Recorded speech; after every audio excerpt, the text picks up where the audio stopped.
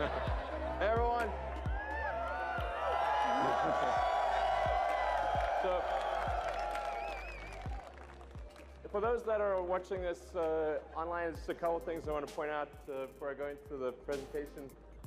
The projector that is producing that image is powered by a Model S. There are no wires. So that is a projector on a Model S with the energy coming from the battery pack, and that is what's producing that image.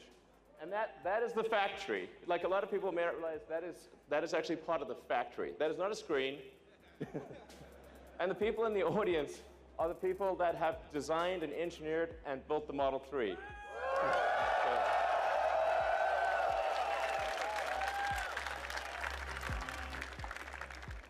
All right, so let's talk about what goes into making the Model 3. It starts off with design. So congratulations to the design team. You've done a phenomenal job. I've enjoyed working with you every week. You guys are amazing. Nice work.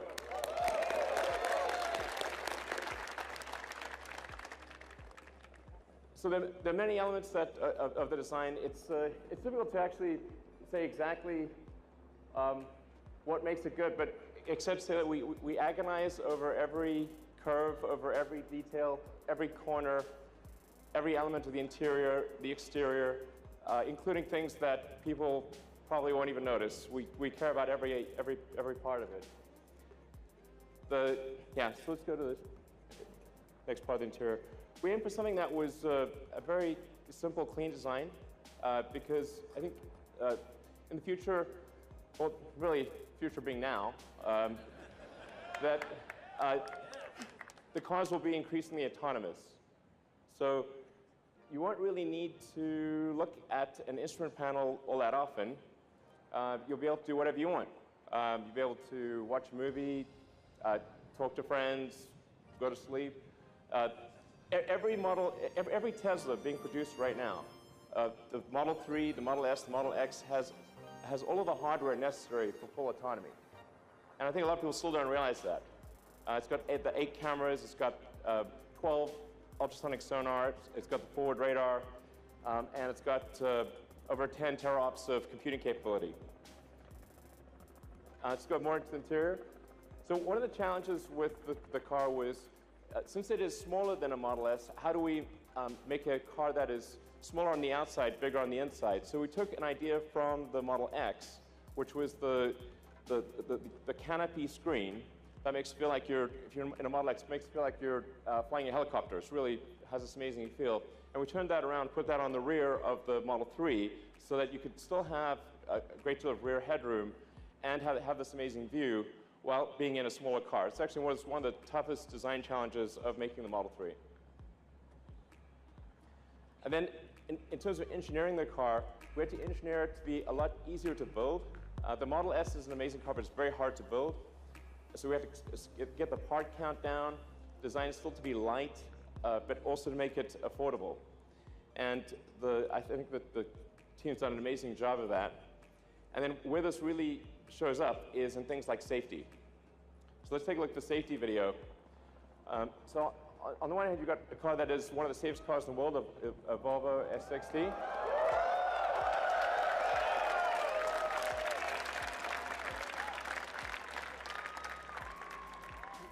But even though they're something like the Volvo, great car, by normal standards, very safe. The Volvo is arguably the second safest car in the world. But I think it is obvious which car you would prefer to be in an accident. So the first and foremost for the engineering of the car was safety. Then, in terms of production, the thing that's going to be the major challenge for us over the next 6 to 9 months is how do we build a huge number of cars. And frankly, we're going to be in production hell. Welcome. Welcome to production hell. That's going to be where we are for at least 6 months, maybe longer. But you guys know that you're veterans. I've been through this. So I look forward to working alongside you, journey through hell. And as the saying goes, if you're going through hell, keep going. So just to give you a sense of the size of the factory, we've got our Fremont car factory, where we are right now, is the second largest footprint building in the world. And that, yeah, well, we're building the cars as fast as we can. We're going to drive this ramp as hard as we possibly can. I have here a chart, so if you had trouble falling asleep, then this chart might help you. The point is to give you a sense of how manufacturing actually works. There are 10,000 unique parts in a Model 3, and these are coming from all over the world. About 2/3 come from North America, and about 1/3 from the rest of the world. But as you can see with this chart, which looks like we're being shot with ICBMs,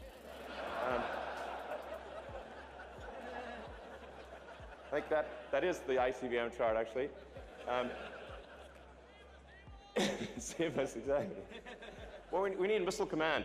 Where's the missile command button? But almost anything that goes wrong anywhere in the world, if we haven't buffered the supply chain, will interrupt the production progress. When you have 10,000 unique items in a vehicle or any object, any one of them can slow down the production process. So the production rate will move as fast as the slowest and least luckiest component in the whole mix. Then on top of that, we have the Gigafactory. So this is stop motion. We started off with there being nothing. There was just a sort of desert, and built what is now it's actually now the largest battery factory in the world. And when it's done, will produce more lithium-ion batteries than the rest of global production combined. So, in fact, let's go to the Gigafactory live, see if we can connect to them. Hey guys. We have a whole bunch of people in Nevada that are helping make the battery pack, and the motor, the powertrain.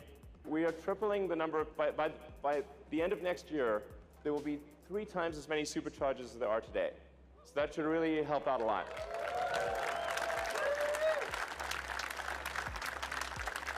And essentially, you'll be able to go almost anywhere in North America, Europe, Asia, Australia, and many parts of Asia and the Gulf area by the end of next year. Eventually, you'll be able to go anywhere on Earth. Yeah. So, thank you. And actually, technically, you can go anywhere on Earth, because anywhere on Earth where there's electricity, you can charge your car. So the supercharger is just about being able to charge a car really fast. Okay, so let's talk about the specs for the Model 3. There are 2 main variants. There's the standard and the long range. The standard, well, is going to be $35,000 for a 220-mile range. It's going to be a fast car. So the acceleration will still be well under 6 seconds, 130 mile an hour top speed. And then you can also get the long range one, which will have a range of 310 miles. Yeah.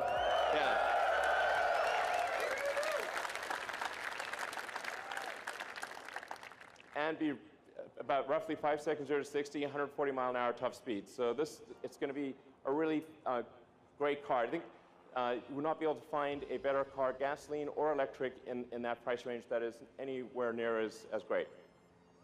All right.